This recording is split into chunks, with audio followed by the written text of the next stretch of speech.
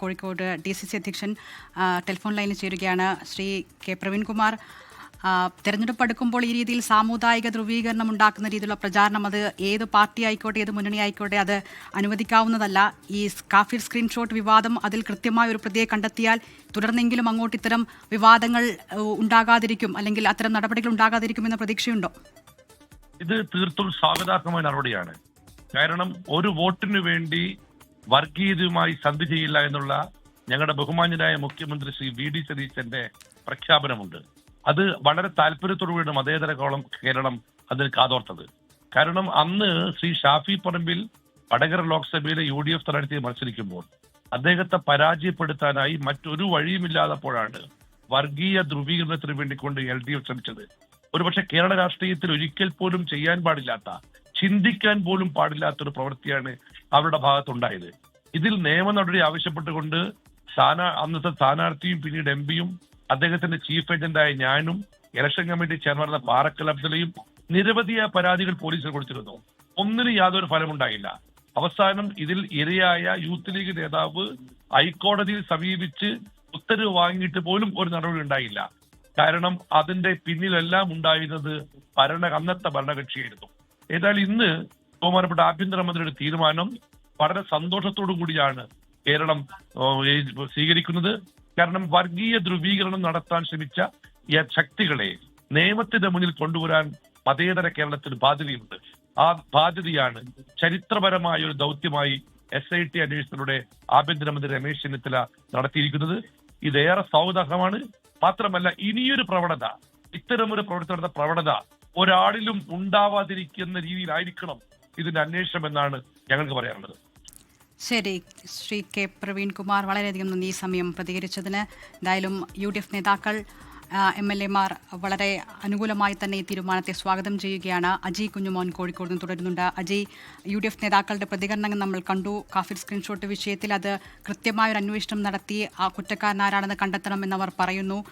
ഇടതുമുന്നണിയുടെ അല്ലെങ്കിൽ LDF-ന്റെ ഭാഗത്ത് നിന്ന് തുടക്കത്തിൽ ഈ പരാതിയുമായി വന്നത് ഇടതുമുന്നണിയാണ്, LDF ആണ്. പക്ഷേ പിന്നീട് ഇപ്പോൾ ആ പരാതിയുടെ ഭാഗത്ത് അവരില്ല. ഈ വിഷയത്തിൽ അവർ ഏത് രീതിയിൽ അന്വേഷണത്തെ കാണുന്നത് വളരെ പ്രധാനപ്പെട്ടതാണ്. SIT അന്വേഷണത്തെ അവർ എങ്ങനെ കാണും? തീർച്ചയായിട്ടും SIT അന്വേഷണത്തെ ഏത് തലത്തിൽ ഇടത് കേന്ദ്രങ്ങൾ കാണുമെന്നുള്ള കാര്യത്തിൽ അവർ തന്നെയാണ് ഒരു മറുപടി പറയേണ്ടത്. അതില്ല, പ്രത്യേകിച്ച് ഞാൻ നേരത്തെ സൂചിപ്പിച്ചിരുന്നല്ലോ, ഇടത് കേന്ദ്രങ്ങളുടെ പ്രതിരോധത്തിലാക്കിയത് ഈ അവരുടെ തന്നെ സൈബർ പേജുകളുമായി ബന്ധപ്പെട്ട് പ്രവർത്തിച്ച അഡ്മിന്മാരുടെ പേര് വിവരങ്ങൾ ഈ പോലീസ് റിപ്പോർട്ടിൽ ഉണ്ട് എന്നുള്ളതാണ് ഇടത് കേന്ദ്രങ്ങളിലെ ഏറ്റവും കൂടുതൽ പ്രതിരോധത്തിലാക്കിയത്. അപ്പോൾ ഏത് തലത്തിലായിരിക്കും അവർ ഈ SIT അന്വേഷണത്തെ കാണുക എന്നുള്ളതാണ് നോക്കി അറിയേണ്ടത്. അതിൽ ഏറ്റവും പ്രധാനമായും എടുത്തു പറയേണ്ടത് പോരാളി ഷാജിയുടെ അഡ്മിനായ വഹാബ്, അമ്പാടിമുക്കൽ സഹാക്കൾ എന്ന പേജിന്റെ അഡ്മിൻ മനീഷ്, ഒപ്പം തന്നെ റെഡ് എൻകൗണ്ടർ ഗ്രൂപ്പിൽ പോസ്റ്റ് ചെയ്ത DYF നേതാവ് കൂടിയായ റിബീഷ് എന്നിവർ ഈ സന്ദേശം പ്രചരിപ്പിച്ചു എന്നാണ് പോലീസ് കോടതിയിൽ നൽകിയിരിക്കുന്ന റിപ്പോർട്ട്. പക്ഷേ ആ റിപ്പോർട്ടിൽ പ്രധാനമായും പറയുന്നു ഇവർ ഈ സന്ദേശം പ്രചരിപ്പിച്ചു, ഈ സന്ദേശത്തിന്റെ ഉറവിടം എവിടെ എന്ന് കണ്ടെത്താൻ കഴിഞ്ഞിട്ടില്ല. അതിൽ ഫോറൻസിക് റിപ്പോർട്ട് അടക്കം പുറത്തു വരണം. പ്രത്യേകിച്ച് ഒരു MSF നേതാവിന്റെ ഫോൺ പോലീസ് കസ്റ്റഡിയിൽ എടുത്തിട്ടുണ്ട്. ആ ഫോണിന്റെ ഫോറൻസിക് പരിശോധനാ ഫലം ഇതുവരെയും പുറത്തു വന്നിട്ടില്ല. അപ്പോൾ അതടക്കം പുറത്തു വന്നാൽ മാത്രമേ ഈ വിഷയവുമായി ബന്ധപ്പെട്ട്, അല്ലെങ്കിൽ കൂടുതൽ പരിശോധന നടത്തിയാൽ മാത്രമേ കൃത്യമായി ആരാണ് ഇത് പ്രചരിപ്പിച്ചത്, ഇതിന്റെ ഉറവിടം എവിടെ നിന്നാണ് എന്ന് കണ്ടെത്താൻ കഴിയൂ എന്നാണ് ഈ കേസ്, അതായത് കാഫിർ സ്ക്രീൻഷോട്ട് കേസ് അന്വേഷിച്ച അന്വേഷണ സംഘം കോടതിയിൽ സമർപ്പിച്ച റിപ്പോർട്ടിൽ പറയുന്നത്. അതുകൊണ്ട് തന്നെ അവർ ഈ കേസ് അവസാനിപ്പിക്കുകയും ചെയ്തു. ഈ കേസ് അവസാനിപ്പിച്ച ഘട്ടത്തിലാണ് UDF കേന്ദ്രങ്ങളിൽ നിന്നും വലിയ തലത്തിൽ പ്രതിഷേധമുയർന്നു. നേരത്തെ DCC പ്രസിഡന്റ് പ്രവീൺകുമാർ പറഞ്ഞതുപോലെ തന്നെ അവർ ശക്തമായിട്ടുള്ള നിയമ നടപടിയും ഒപ്പം തന്നെ പ്രതിഷേധവുമായിട്ടൊക്കെ മുന്നോട്ട് പോയി. ഈ കഴിഞ്ഞ നിയമസഭാ തെരഞ്ഞെടുപ്പിലടക്കം ഈ വിഷയം വലിയ തലത്തിൽ ചർച്ചയാവുകയും ചെയ്തു.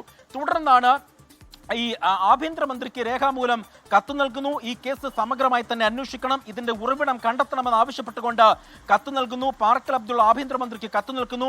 പിന്നീട് ഈ കേസുമായി ബന്ധപ്പെട്ട SIT അന്വേഷണത്തിന് ഇപ്പോൾ ഉത്തരവിട്ടിരിക്കുകയാണ്. നമ്മൾ കൃത്യമായി തന്നെ ഈ കേസുമായി ബന്ധപ്പെട്ട് വടകര കാഫിർ സ്ക്രീൻഷോട്ട് കേസുമായി ബന്ധപ്പെട്ട SIT അന്വേഷണം നടത്തുമെന്ന കൃത്യമായി തന്നെ ഒരാഴ്ച മുൻപ് നമ്മൾ 24 അടക്കം വാർത്ത റിപ്പോർട്ട് ചെയ്തിരുന്നു. അതിനുള്ളിൽ തന്നെ ഇപ്പോൾ SIT അന്വേഷണം വന്നിരിക്കുന്നു എന്നുള്ളതാണ് ഏറ്റവും ശ്രദ്ധേയമായ കാര്യം. ഏതായാലും എന്താണ് ഇനി സംഭവിക്കുക? അതായത് ഈ SIT അന്വേഷണത്തിൽ ഏത് തരത്തിലുള്ള ഒരു നിലപാടായിരിക്കും ഇടത് കേന്ദ്രങ്ങളിൽ നിന്ന് ഉണ്ടാകുക എന്നുള്ളത് കണ്ടറിയണം. പ്രത്യേകിച്ച് വലിയ തലത്തിൽ പ്രതിരോധത്തിലായ ഒരു വിഷയം തന്നെയായിരുന്നു 2024 ലോക്സഭാ തെരഞ്ഞെടുപ്പിൽ അന്നത്തെ LDF സ്ഥാനാർത്ഥി KK ശൈലജയായിരുന്നു UDF സ്ഥാനാർത്ഥിയായി ഷാഫി പറമ്പിലും മത്സരിച്ച ഒരു തെരഞ്ഞെടുപ്പ്. ആ തെരഞ്ഞെടുപ്പ് വലിയ തലത്തിൽ ചർച്ചയായി. ആ ചർച്ചയായ ഒരു പ്രധാന വിഷയം വികസനമായിരുന്നില്ല, കാഫിർ സ്ക്രീൻഷോട്ട് വിഷയം തന്നെയായിരുന്നു പ്രധാനമായും ചർച്ച ചെയ്തത്. ആ വിവാദം ആളിക്കത്തി, അത് കേസായി. ആ കേസ് വലിയ തലത്തിൽ ഇടത് കേന്ദ്രങ്ങളിലേക്ക് വലിയ ആരോപണം ഉന്നയിക്കുന്ന സ്ഥിതിവിശേഷത്തിലേക്ക് UDF കൊണ്ടുവന്നു. പിന്നീട്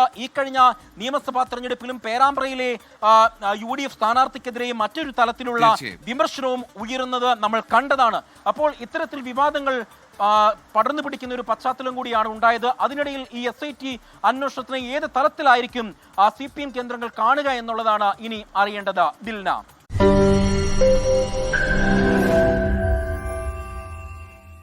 ലോകത്തെവിടെയായാലും ഏത് സമയത്തും 24 വാർത്തകളും ഓഗ്മെന്റഡ് റിയാലിറ്റി പാക്കേജുകളും എക്സ്പ്ലെയിനറുകളും വിശദമായി കാണാൻ ഞങ്ങളുടെ YouTube ചാനൽ നിങ്ങൾക്ക് സബ്സ്ക്രൈബ് ചെയ്യാം.